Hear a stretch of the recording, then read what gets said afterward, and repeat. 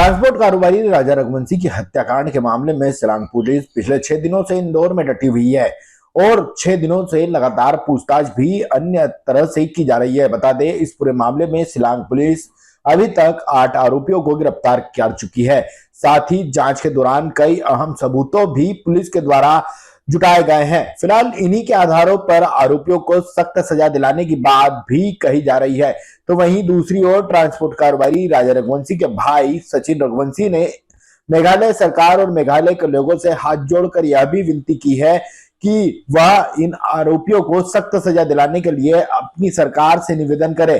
साथ ही ट्रांसपोर्ट कारोबारी राजा रघुवंशी के भाई ने तो हाथ जोड़कर यह भी निवेदन किया है कि मेघालय के जितने भी वकील हैं इन आरोपियों का केस न लड़े, क्योंकि इन आरोपियों के द्वारा पूरा मेघालय बदनाम हुआ था।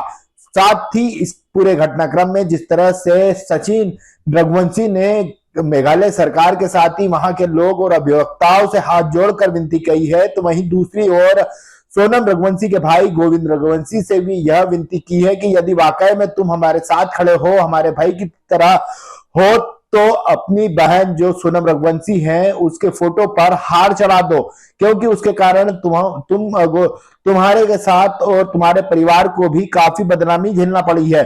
फिलहाल जिस तरह से सोनम रघुवंशी को लेकर गोविंद को लेकर सचिन रघुवंशी ने बातें कही है, उसके बाद इस पूरे घटनाक्रम को लेकर आने वाले दिनों में सोनम रघुवंशी का भाई गोविंद किस तरह के खुलासे करता है, यह देखने लायक रहेगा। तो वहीं दूसरी ओर शिलांग पुलिस इस पूरे घटनाक्रम में लगातार जांच पड़ताल कर रही है और अब तक 8 आरोपियों को गिरफ्तार किए जा चुके हैं, जिसमें एक ग्वालियर का लोकेन सिंह तोमर भी शामिल है, जिसके फ्लैट में सोनम रघुवंशी रुकी हुई थी। फिलहाल अब तीनों आरोपियों को लेकर शिलांग पुलिस जल्द ही इंदौर से रवाना होने की उम्मीद जताई जा रही है। फिलहाल ग्वालियर से शिलांग पुलिस ने जिस लोकेन सिंह तोमर को गिरफ्तार किया है उसे जल्द ही इंदौर लाया जाएगा। इंदौर में उसकी प्रॉपर्टी ब्रोकर शिलोम जेम्स के सामने बिठाकर पूछताछ की जाएगी। उसके बाद यदि किसी तरह के कोई पुख्ता प्रमाण मिलेंगे तो शिलांग पुलिस इंदौर में ठहरेगी, नहीं तो शिलांग के लिए रवाना हो जाएगी। मैं मतलब शिलांग पुलिस के जितने अधिकारी हैं मैं उससे बहुत संतुष्ट हूँ कि एक उम्मीद हमारी ऐसी जाग गई है कि जो भी हमको मिलेगा है वो हमको अन्याय नहीं न्याय मिलेगा। जिस तरह से अभी काम कर रहे हैं और जिस तरह से काम हो रहा है यार शिलांग पुलिस का, और जिस तरह से दबिश पे दबिश डालती जा रही है वो छोटे छोटे पाइने पकड़ती जा रही है, तो मैं बहुत संतुष्ट हूँ। आज मान लो नॉर्मली अपन जैसे कि मेरा भाई को वहाँ के पब्लिक ने बेटा माना है ना, बेटा माना, ठीक है, उस बेटी के लिए मोमबत्ती जलाई है, तो उनको भी दुख इस बात का है कि गलत हुआ है, कि गलत हुआ ये है। वैसा ही जैसे शिलांग पुलिस भी राजा को भाई जैसा मान रही है और दिल से काम कर रही है, तो मैं बहुत संतुष्ट हूँ एमपी पुलिस से भी और शिलांग पुलिस से भी। भैया इसके अलावा एक बार और ये सामने आई कि गोविंद बार बार कहते नजर आ रहे हैं कि हम राजा रघुवंशी जी के परिवार के साथ खड़े हुए हैं, यदि वकील की जरूरत थी तो मैं खुद वकील करवाऊंगा और तमाम तरह के खर्चे। देखो, यदि वो इस चीज़ को मानता है उसकी बहन गलत है, उसकी बहन की वजह से आपका परिवार बदनाम हो गया। जिस पापा ने इज्जत बचाने चक्कर में बच्चे की शादी करी थी हैं कि हमारी इज्जत भी रहे, हम समाज के अंदर भी रहें, उस बेटी ने उसकी नाक कटवा दी है, इस बात को एक्सेप्ट करते हैं तो हम गोविंद की बात को एक्सेप्ट करेंगे। इस बार गोविंद कभी पीछे कुछ करता है तो उसके लिए तो फिर बाद में लड़ाई जो लड़ना कोर्ट से, हम कचहरी से हम करेंगे।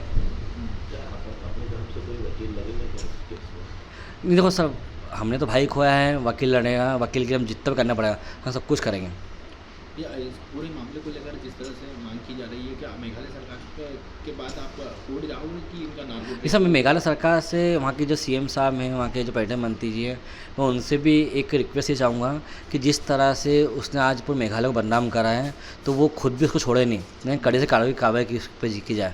मेरी मांग तो वही है सोच से, और जिस जगह से बदनाम हुआ था हमने कुछ उनके बारे में बोला था तो उसकी तो माफ़ी मांगते ही है।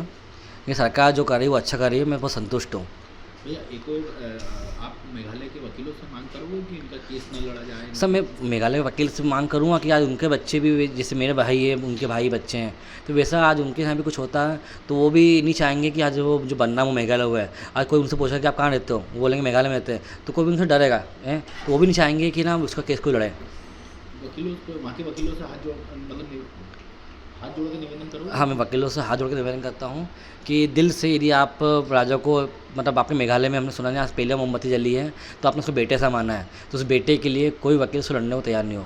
यदि पापा की इज्जत चली गई उनकी कभी, तो वैसे मैं तो बोल रहा हूँ उनको संतोष मिल जाए, कब तक उसके नाम से रो के ज़िंदगी काटेंगे। हाँ अगर उनको अटैक आ गया है, हम भी समझते हैं कि माँ बाप पर क्या बीतती है। उनको माँ बाप को ऐसा करना चाहिए। तो जिस इज्जत को बचाने के लिए शादी की थी, अगर वो इज्जत चली गई है, बच्चा काम चले गया, वो अपने लड़का साथ बीतती होगी है, तो उस लड़के को देख के कोई साथ पे है कभी, ये समझ लो राजा माना वैसे वो मर गए हैं, अपन उम्मीद में से वो जिंदा रहेगी।